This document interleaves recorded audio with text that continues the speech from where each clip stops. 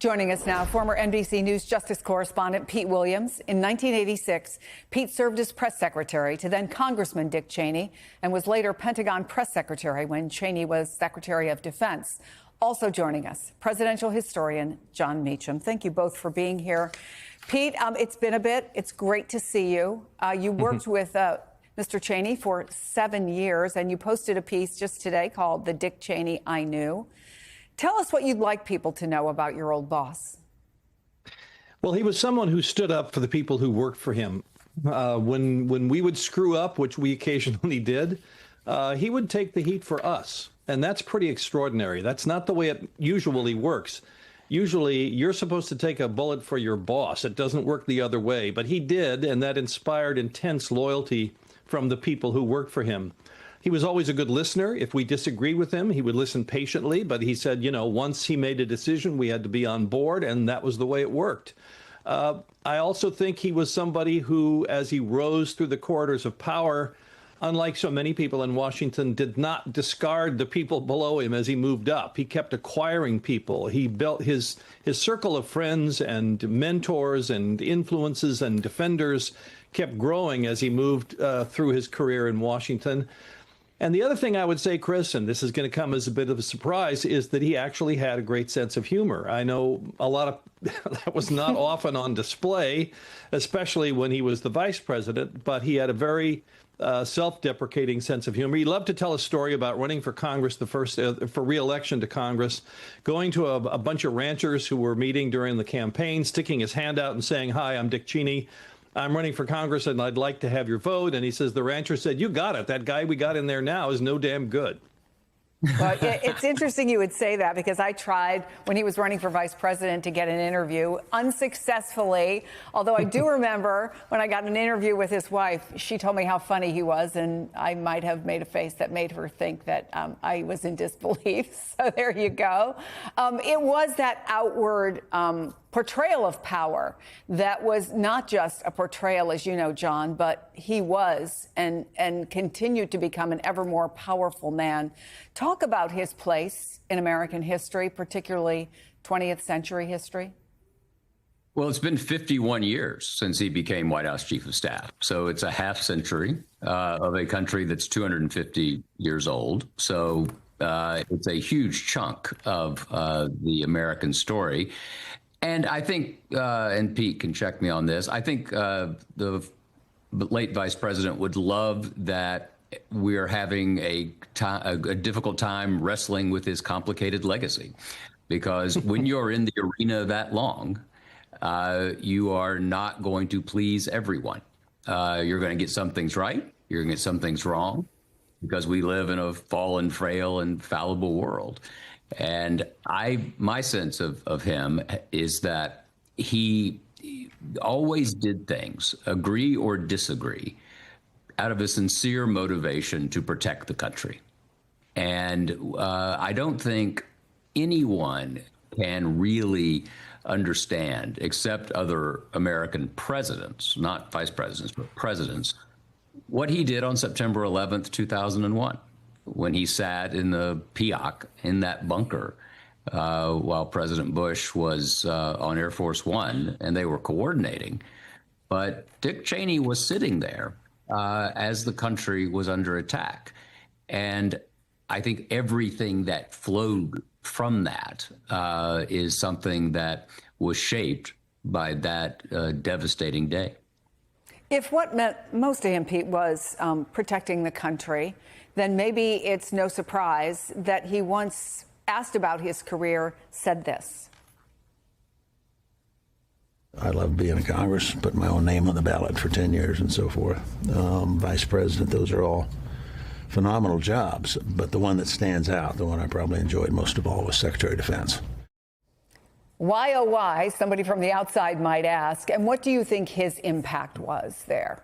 Well, I think the why is easy to answer. When you are the Secretary of Defense, and believe it or not, we did call it the Defense Department back then, because I think he agreed that the Defense Department's #1 job was keeping the peace. But when you are the Secretary of Defense, when you are a cabinet official, you're the man, you're the boss.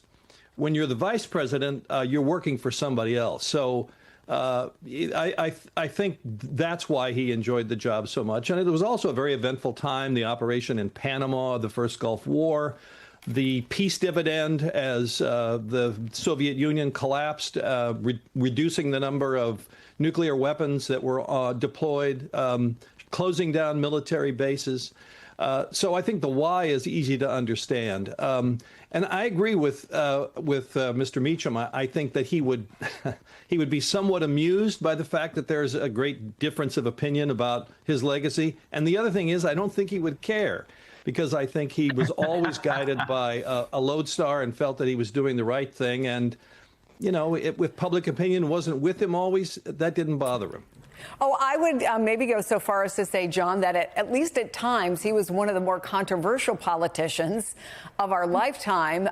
And yet, did you ever see any of the criticism faze him? Or did you see more of what Pete talks about, a sense of humor and just an understanding of it all?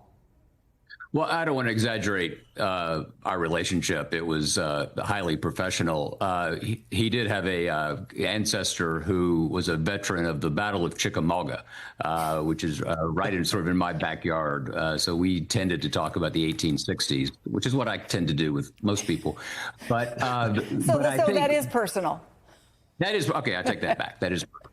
But I did have a remarkable afternoon once. I was George H.W. Bush's biographer, and President Bush, the senior President Bush, in the later years of his son's administration, was tough on Cheney.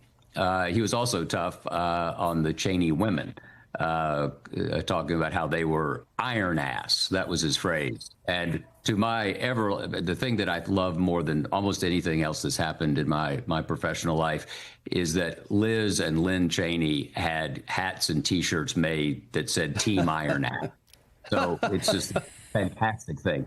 But iron ass in George H.W. Bush lexicon meant that you were inflexible, that you you were not broad gauged, was another phrase he tended to use. And so it was he said some tough things. And I took them to Vice President Cheney. We were at McLean and his their house there. And I watched him read this transcript of what his, and Pete knows this, people don't like the idea that their president, their chieftain, ever thought anything except that they were, a noble and great public servant.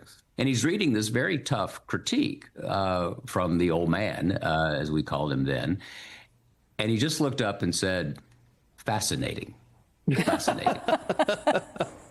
And then responded, gave his, he said, look, George W. Bush wanted a different kind of vice president than Ronald Reagan had. George H.W. Bush, of course, had been vice president. He had a response to it, but it was, I'll never forget that sort of, it was, I guess, a little Gary Cooper. Fascinating.